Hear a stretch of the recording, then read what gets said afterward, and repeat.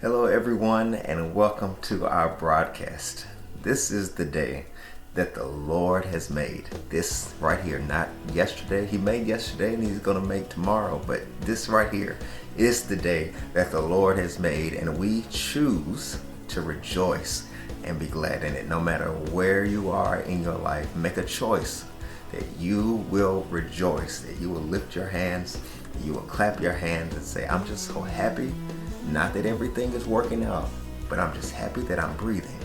I'm grateful, I'm rejoicing that I'm in my right mind. These are simple things that we sometimes forget about and we look over. So I'm so happy that you're connected to our broadcast, and I'm rejoicing in that. My name is Mario J. Radford, and I'm the lead pastor of Growth Point Church. And I thank you for tuning in every single week to our broadcast as we continue to reach your home and you share it with other people. I would like to encourage you to subscribe to our channel if you haven't done so already, and encourage others to do so that we might be able to reach other people that we haven't been able to reach just yet.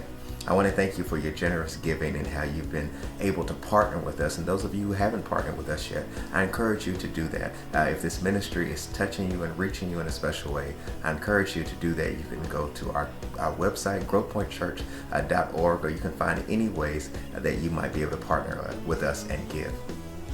This particular message, when I was growing up, we used to play hide and go seek. Many of you have not played that because some of you are in the technology era and you just push a button. But we used to have to physically go outside and used to play games, and we didn't come inside until our parents told us to come inside. But that's another message for another day. But we used to play hide and go seek, and we would do whatever we could to not be found, because we didn't want to be the next person that had to play the round. Sometimes our life is like that, where we try to play hide and go seek with God, where we get into these areas where we're upset that things didn't work out the way that we thought they should work out, and we go hide, and we want God to forget that He called us and that He wants us. This message today is about Elijah, who was used of God greatly to do something awesome that I'll share with you in this message. But then later on, he started to get attacked, not by God, but by an enemy. And he got so upset that he just said, I'm not dealing with anything. I'm just going to go hide in a cave. And this message is for everyone who might be in a cave right now. But you're in a cave, but you're still called. And you think that God has forgotten that He called you and that He wants to use you. This message is called, You Can't Hide Forever. Let's go into it and let's get out of our caves.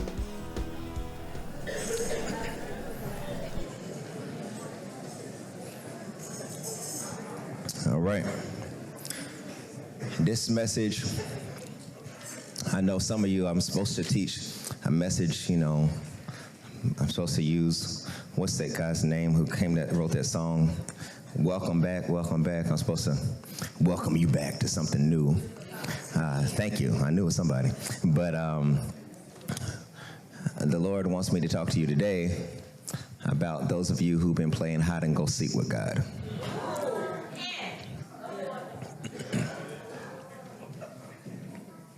Y'all ready for me?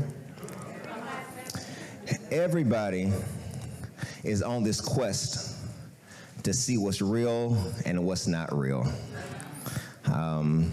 Everybody's on this quest to kind of see what's worth my time and what's not. And I would like to make a confession that this week, Ms. Tanya, has not been easy for me because we've been on a 21-day time of prayer and consecration. Thank you for all of those who participated in that. We've been on 21 days of prayer and fasting and consecration and stuff like that. And I don't know if I was the only one, but I was tested the entire 21 days. And maybe the rest of y'all have been eating angel food cake, but I'm telling you what, the devil's been serving me a whole lot this 21 days, and I'm been like, people who never got on my nerves have got on my nerves in 21 days. Cuss words I thought I had forgotten came back up in my soul. What I want to say to you right now is not my Sunday language. and it's just been a difficult time. And this last week, Jermaine, is our last press, and I've been really trying to modify my food because we're fasting. And those of you who know about fasting, you think you're supposed to fast from power. I'm sorry, I'm not talking about TV. You're supposed to fast from food, to step away from food and step away from that and seek the Lord. And all week long, this is all I've seen. Every single day. All week long. Been trying to fast and seek the Lord, Quetta. And all I've seen is this war between the chickens. Somebody say tired of it. I've been over it, Tyler. I'm just through. I'm tired of the chicken. And whose chicken is best? And I saw somebody post last night. Let me scan my audience before I say this. I think I'm okay, but maybe, well, I'm going to say it anyway. Somebody posted this, and they said, "Oh, God, make me a chicken so that the African-American community can support me." I said, Jesus, have mercy. Because all of us can rally around something to be able to war about.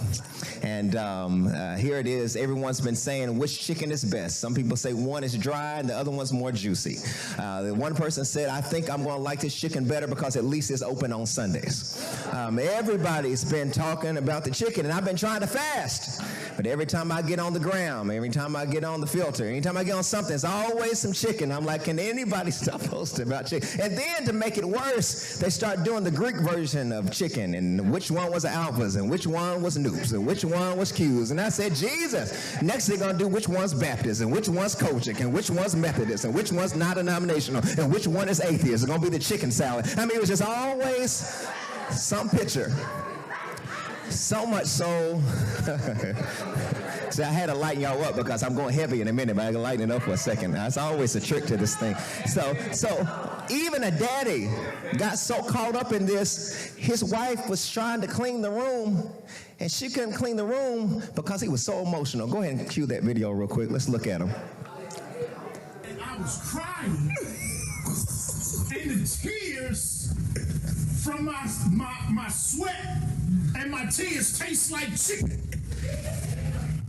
They got a pickle on that chicken sandwich. They got a pickle. Listen to me. They got a pickle on the chicken sandwich that tastes like chicken.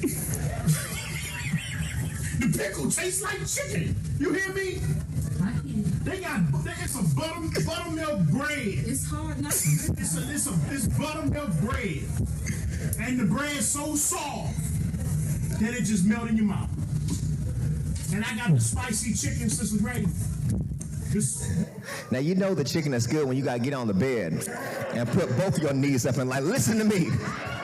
Let me tell you about that pickle that tastes like chicken. What does this have to do with this text? This competition that's been going on. When I think about this text, before we get to this particular scripture, Elijah was in a competition.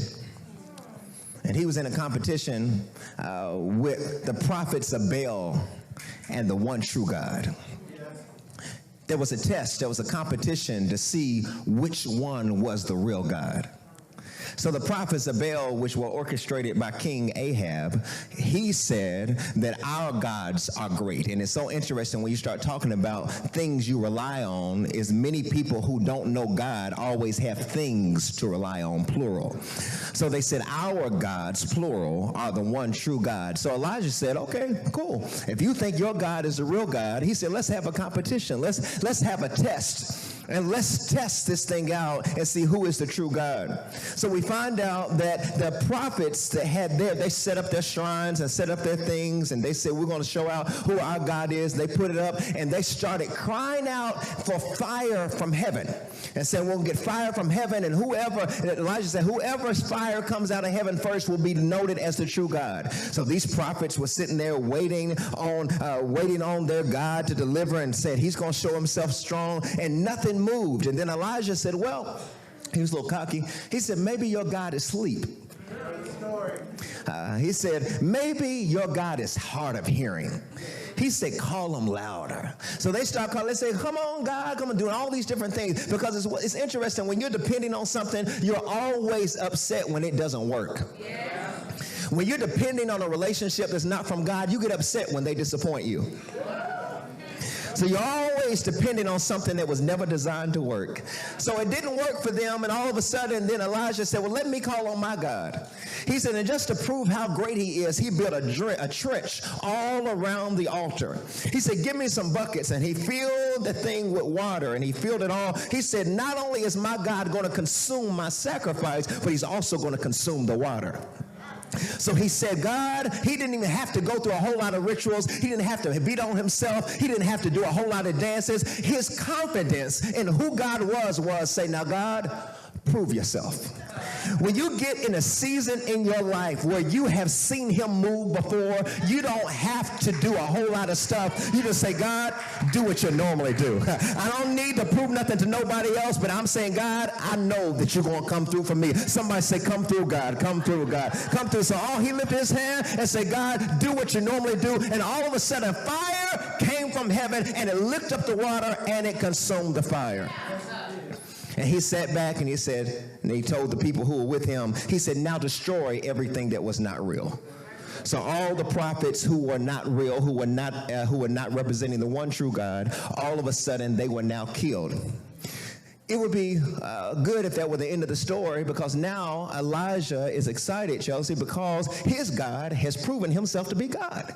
So now, as all of us do, maybe those of you who are not preachers and those of you who maybe are not motivational speakers or whatever, but all of us love to feel good when we did a good job. When you sing or when you do it, we walk away like, that was good, that was all right. But isn't it interesting, Coach, that after your win is usually your greatest test? As soon as it's over, as soon as the accolades have stopped, as soon as sometimes the greatest worship services we have are the eve of the worst week I have. Sometimes I'm like, don't do no praise break today. Don't shout, don't bump, don't do nothing. I need a good week. I got a whole lot of meetings, please. But what happens is it stirs up the plan of the enemy, because he said, they think I'm through with them. So let me stir it up. So Elijah was so excited about the fact that God had moved. And right after that, Ahab, who was the king or the leader of the false prophets, went back to his wife named Jezebel. He went to his wife Jezebel and he cried and said, baby, they killed all the prophets. They killed everything that I was depending on. And she rises up and she says, who did it? Let me tell you something. For those who think she was another ethnicity, I don't think so, because of her response. Certain people respond certain ways to let you know where they come from. They let you know who you came from based on the movement of their neck and when they get upset, because there's no scorn like a woman scorn. You'll be scared to ride in your car because once she finds your tires, she'll put. But anyhow, it's just different. So she rose up and said, "Who did it? Who rose up?"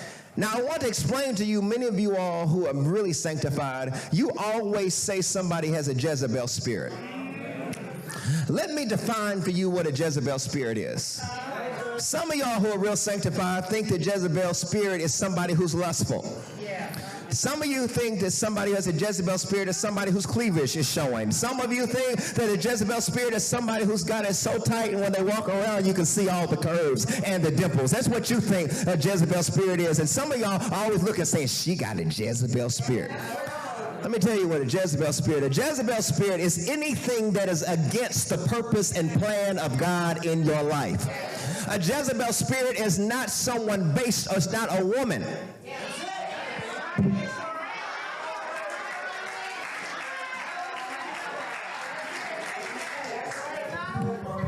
Jezebel spirit can be a man.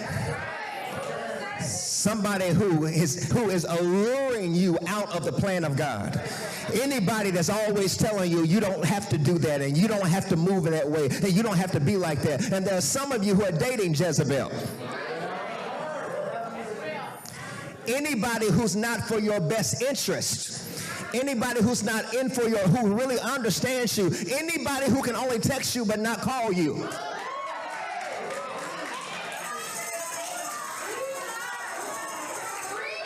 Do I have a church? Anybody who only loves you privately but cannot acknowledge you publicly.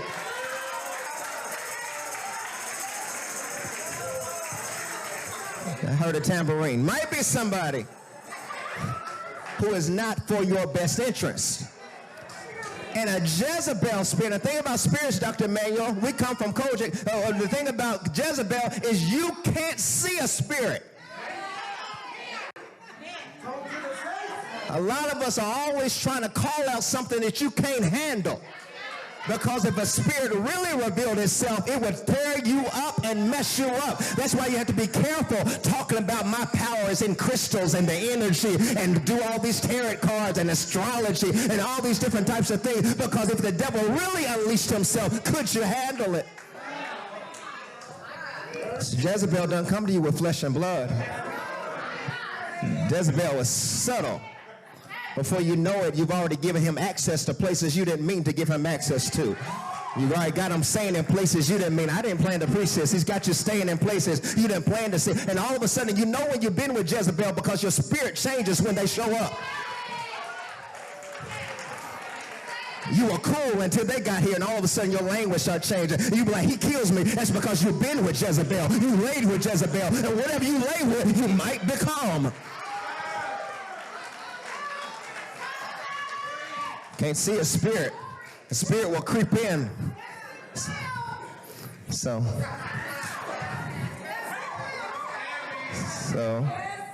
Jezebel, I feel like some of y'all know Jezebel, the way y'all acting.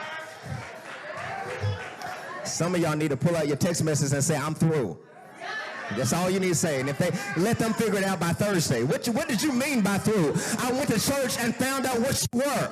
I don't have time to fool with you this semester. I will not let you miss another year of my life. I fought too hard over the summer. I had a hot devil summer, and I don't have time to play with your antics. Game over.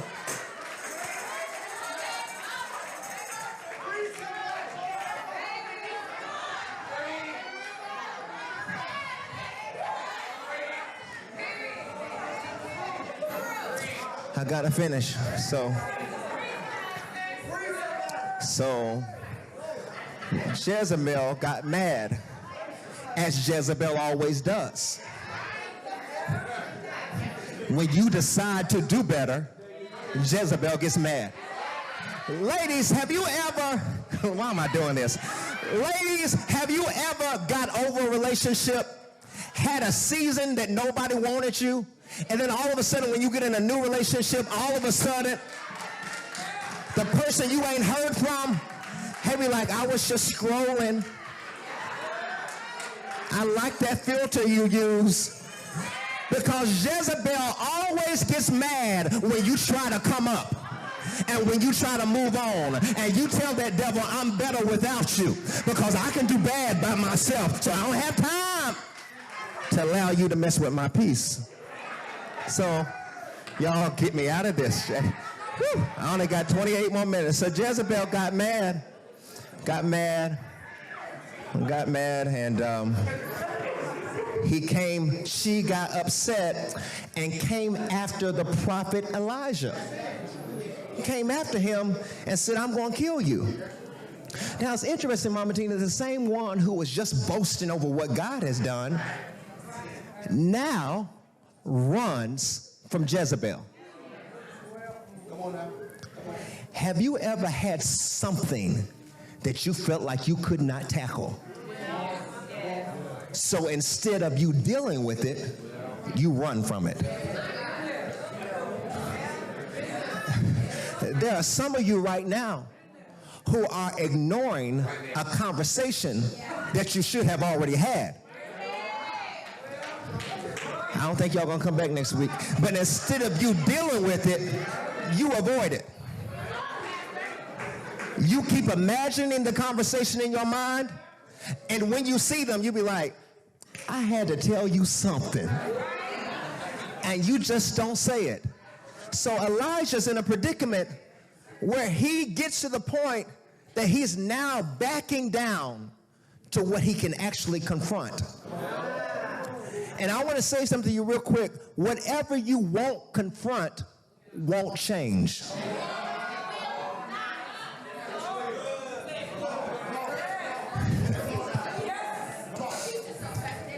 You won't confront it, so because he doesn't confront it, Jesus, he goes into a cave to hide.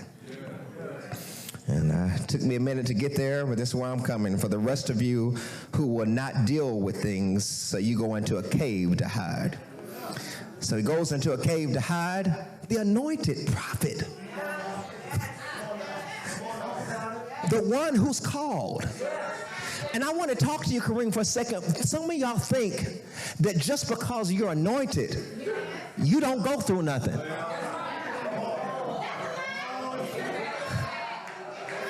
Sometimes the more gifted you are, the more tried you are. April, some of my dances that I have in church have nothing to do with y'all. It has everything to do with what I know I'm going to face. Because I know that the more God trusts me, the more he allows the devil to try me. You want Bible before I give you Bible, Nikki? It says that Job was a blameless man. Job had done nothing wrong. I feel like doing the bankhead bounce. Job had done nothing. And God said to him, he said, have you tried my servant Job? He said he's perfect. He's never done anything. He's never done anything evil. He said, and the devil said, I would try him, but you got a hedge around him. He said, God said, well, if I remove the hedge from around him, he'll still be perfect. And God removed the hedge from him, and he attacked his family. The devil attacked his family, killed all his children. His wife even rose up and said, if I were you, I would curse God and die. Have you ever had a friend who sees what you're going through and looks at what you're going through and how they're taking you through all this financial difficulty and financial aid won't work out and they won't give you the scholarship they say you're supposed to have, and somebody says to you, if I were you, I would just give up. I would just curse God and die. But Job, because he had made up in his mind who God was, he said, the Lord gives and the Lord takes away. Blessed be the name of the Lord.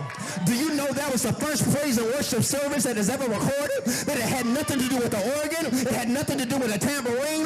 He said the Lord gives and the Lord takes away. And I'll still put a praise on it. The Lord gives and he takes away, but I'll still praise him. Look at somebody and say, I'll still praise him. All the days of my appointed time, I will wait until my change comes.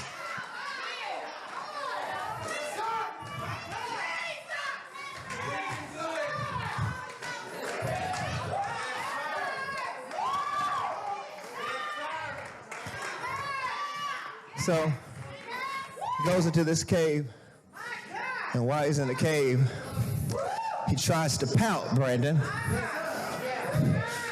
Pout, say, Lord, got 23 minutes. Michael, got to stop. He says, so if you really love me, God, you wouldn't let me go through what I'm going through. So he pouts because he's called but tested. So he decides he would rather die. And I speak to everyone who's dealing with suicidal thoughts right now because you feel like what you're going through temporarily is permanent. So you want to make a decision based on a season that's going to change in the morning. Look at somebody and say, it's almost morning. It's getting ready to change. Y'all pushing me. Y'all pushing me today. Y'all pushing me. I'm telling you, it's almost morning. It gets real dark right now, but I see morning coming to you. I see something happen. You want Bible for it, Timothy? I'll give you Bible. Weeping may endure for a night. I might cry for a few more days, but let me tell you something. Morning is going to come. Somebody say, morning's coming. Look at somebody and say, good morning.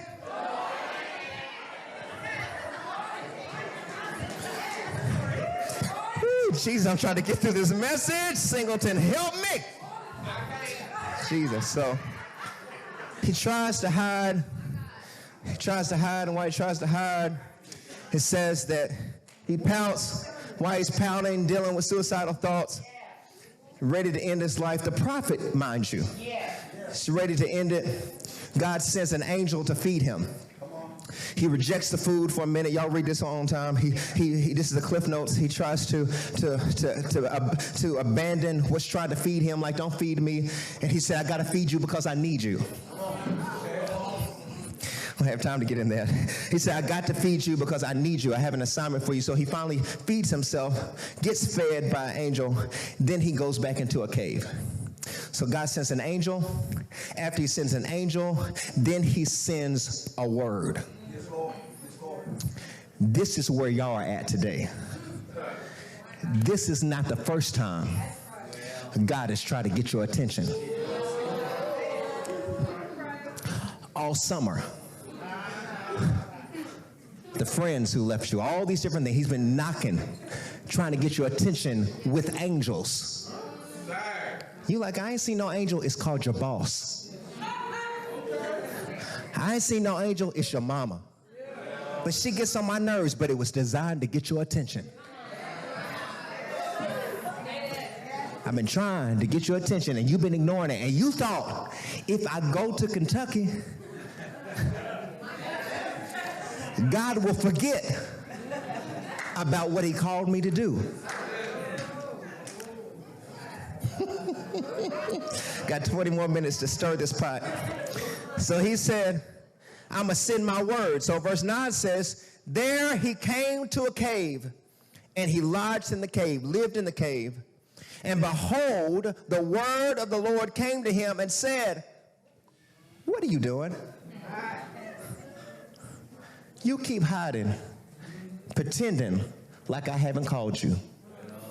See, in the original version of The Lion King,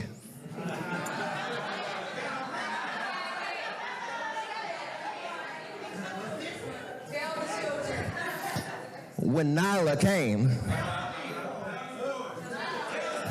and here it is that Simba is enjoying his lunch, enjoying eating with Timon and Pumbaa in the jungle. And some of y'all are living in the jungle, enjoying yourself, being wet and wild, having a wonderful time in the jungle.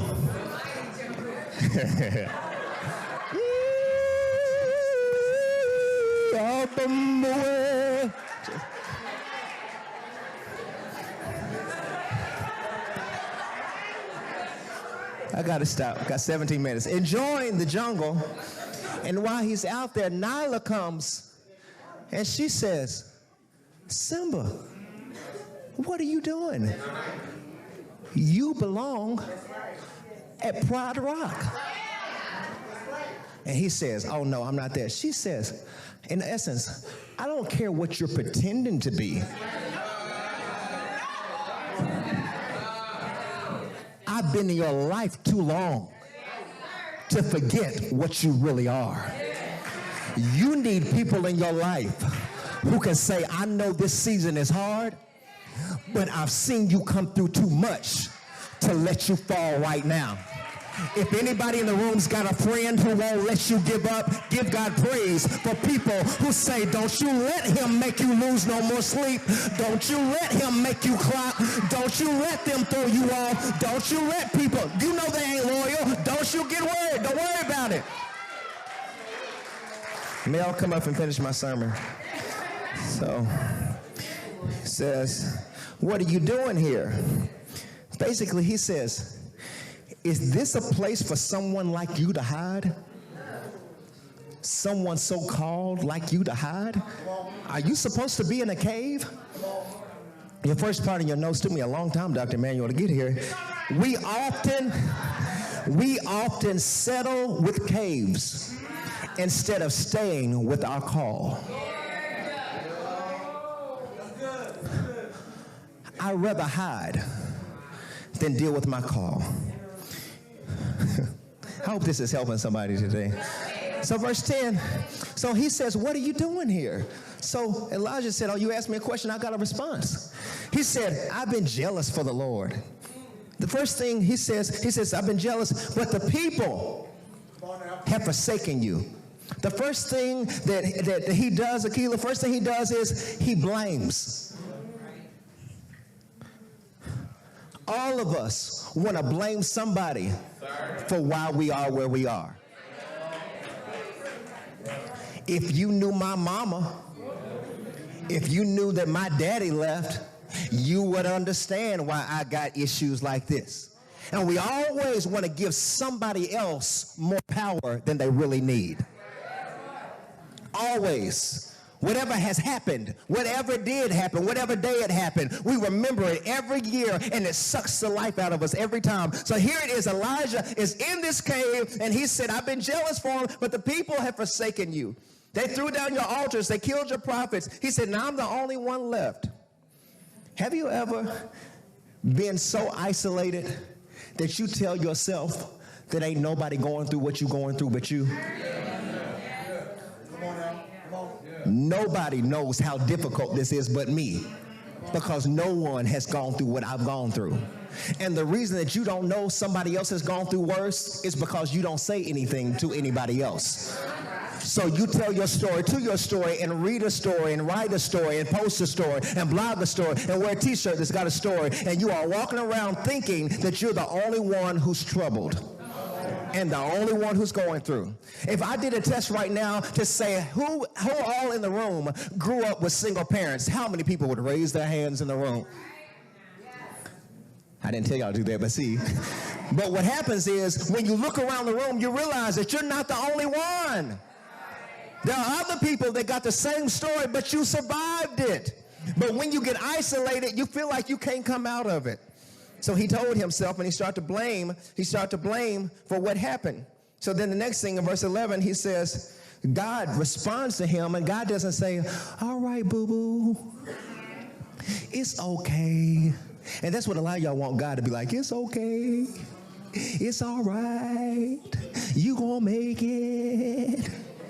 Come here, let me pat you on the back. Let me say trouble don't last always. God doesn't do that. He responds. He says, get out the cave.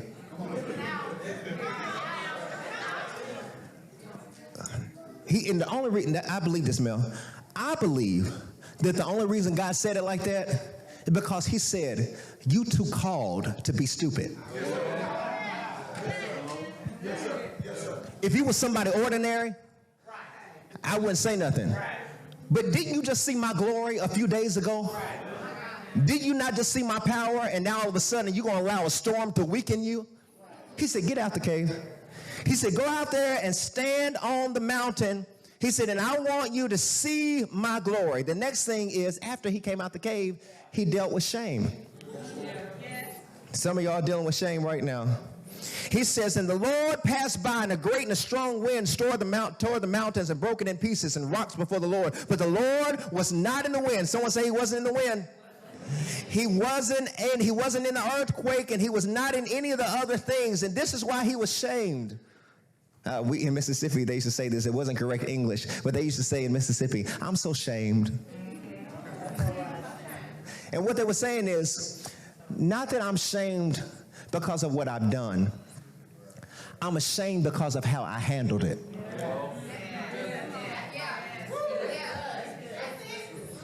Have you ever gone off on somebody and you felt so bad after you did it? You like, I had to tell them. And then your friend says, but did you? And the shame that he felt was, how could I be so called and allow something like this to make me get in a cave? Now, the interesting thing is that when Moses was called, God called Moses to a cave. He said, let me show you this burning bush.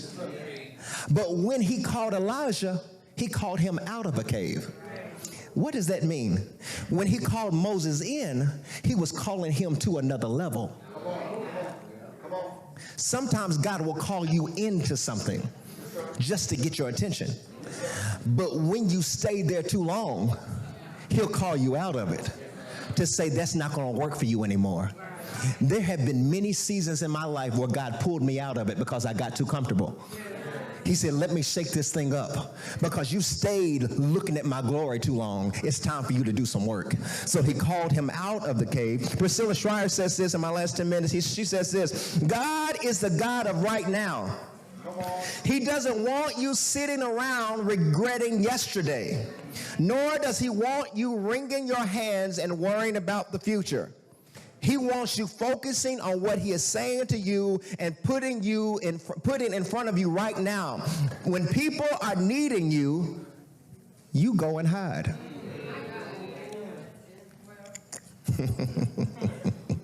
And some of y'all, your family wants you. Your friends are needing you. Like, I don't have time. I'm going through something.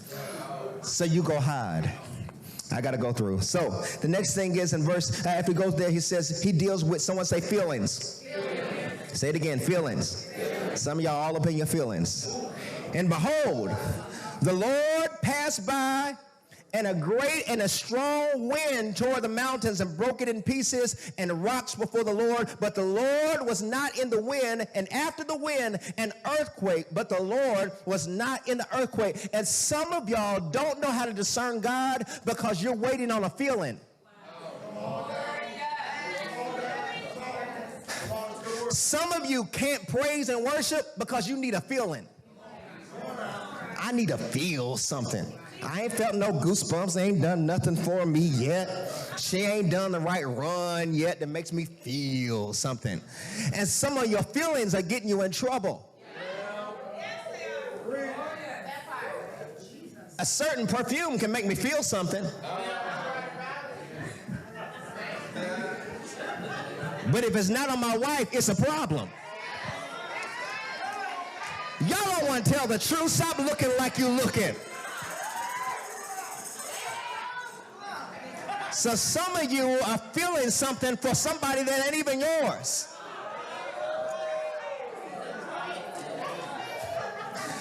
So there was a wind and there was a rocks and all this stuff was all over. And he said, oh, I feel that's God. And that's what a lot of us are, just out in the wind saying, oh, I feel that's God. I think that's what God wants me to do. I feel that's where I'm supposed to be. I feel like that's supposed to be the relationship I'm in. I feel like this is a move I'm supposed to make. But God was not in it. He was not in the destroying of rocks. He was not in any of that type of stuff. John 4, chapter verse 48 says, so Jesus says to them, unless you see signs and wonders, you don't even believe. Some of y'all are the signs and wonders generation. If you don't see something, you don't believe it. Just because I haven't seen God don't mean I don't believe in him. I wasn't there when he was hung. I wasn't there when he was bleeding. I wasn't there when he was in the cross. I wasn't there when he was in the tomb, but I sure do believe it. I don't have to see it to believe it. How do I know that it's real? Because I can feel him in my soul. I've seen him move too many times. I've come through too many things for me to start doubting and start worshiping the air and worshiping the environment and start calling him God the Mother instead of God the Father. He's been there for me too many times for me to start doubting and questioning him and changing his name now. Somebody call his name Jesus. That's the only one I know.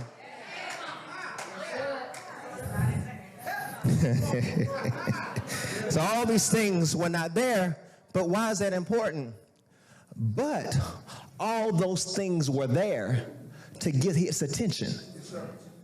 Sometimes, Sterling, God will destroy things just to wake you up.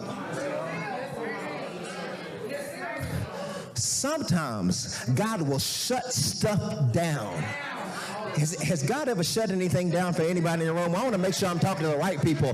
God will shut things down just for you to wake up. Just for you. You be like, is that God? He's like, oh, I'm not in that.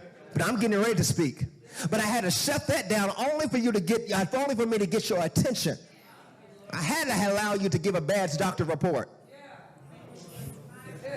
The report's not going to kill you. I'm going to heal you. But I had to allow the report to happen just for me to get you back on your knees again. So he said, I'm not in that, but I'm going to get your attention. The last thing, somebody say facts. So after the earthquake, after the fire, the Lord was not in the fire. He was not in the earthquake, but he was in a still, small voice. My last few minutes, you've got to know what you know. When somebody tries, okay, let me say it this way. If it looks like a duck,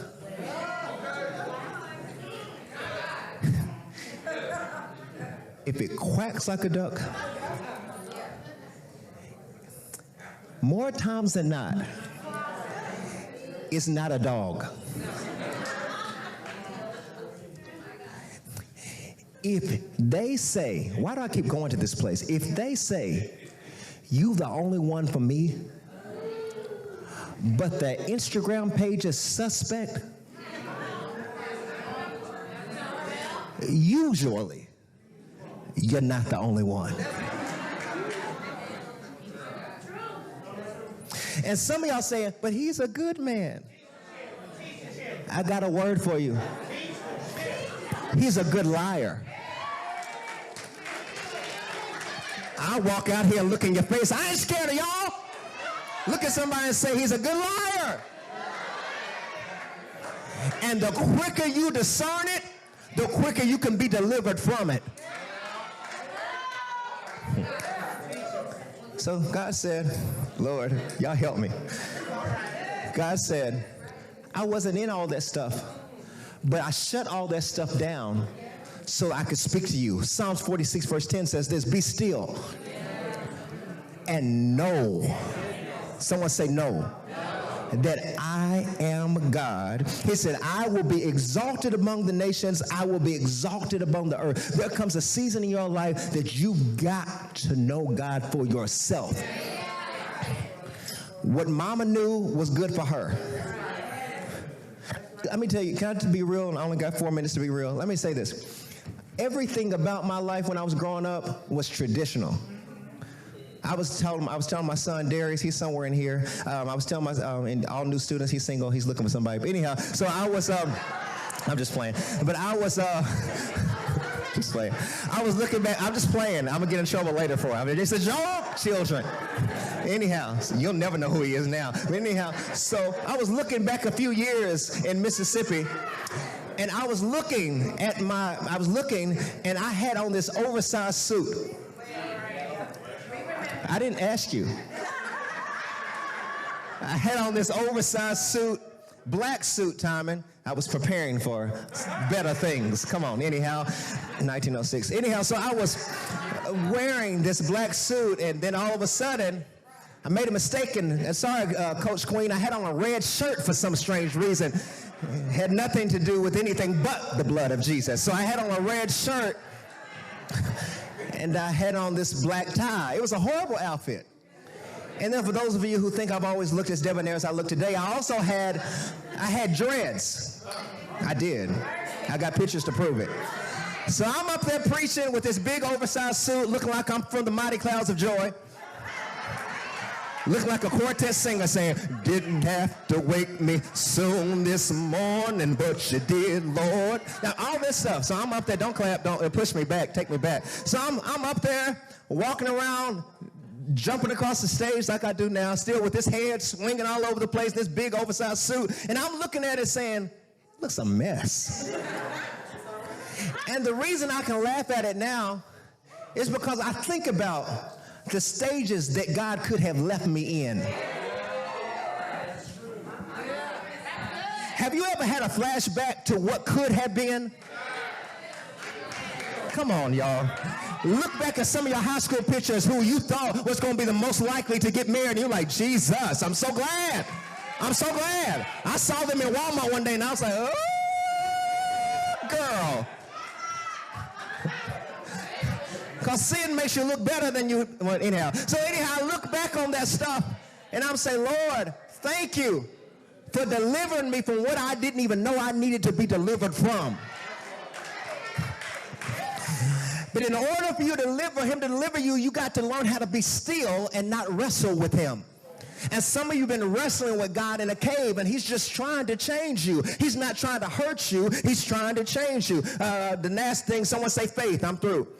Faith. And verse 13 says, when Elijah heard it, he wrapped his face in a cloak and went out and stood at the entrance of the cave. I'm through, Kenan. And behold, there came a voice and said again. He said, what are you doing? He asked him again, what are you doing? The reason that this cloak came on his face is that all of a sudden he knew that God loved him too much to keep him where he was. I got word for it. Jeremiah, the 31st chapter, verse 3 says, the Lord has appeared to me of old, saying, yes, I have loved you with an everlasting love. Therefore, with loving kindness have I drawn you. Let me tell you this as I end.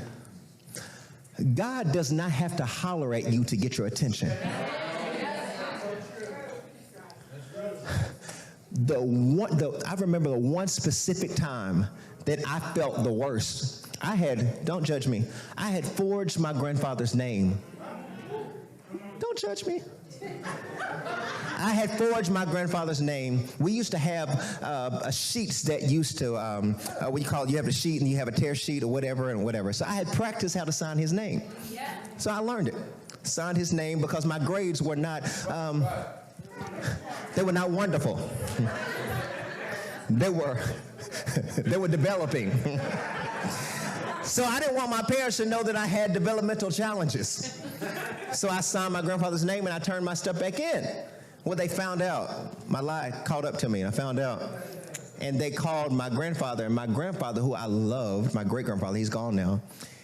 I just knew he was going to whoop me and, all that stuff. I was prepared for it. Have you ever been in the bathroom waiting for it? Because you're just like, ooh. So I was just waiting. Sorry, y'all. Just waiting for it. When I came out, I was like, he got the switch. It's going to be it. I'm sorry, y'all know nothing about switches. So anyhow, I just knew it was going to be it. You don't know a switch until you got to go choose the right one.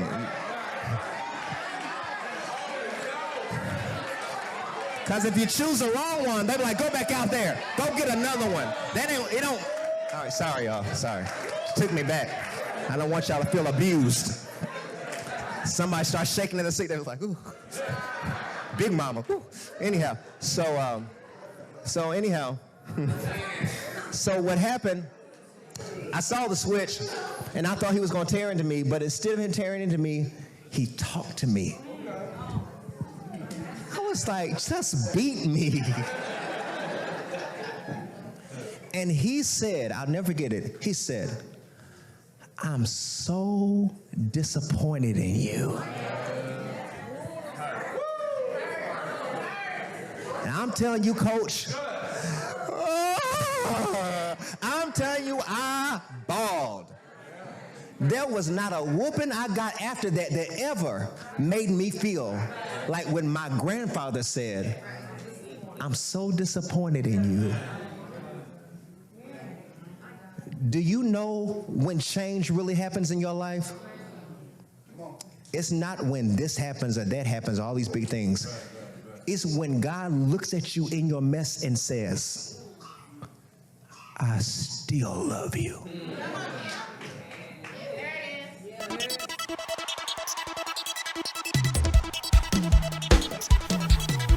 We want to thank you for your prayers, support, and generous giving that makes this ministry possible. For more ways to connect, visit online at growthpointchurch.org. If you enjoyed today's message, like our page, share the message with your friends, or take a screenshot and share on your social stories and tag us at My Growth Point. Until next time, keep growing.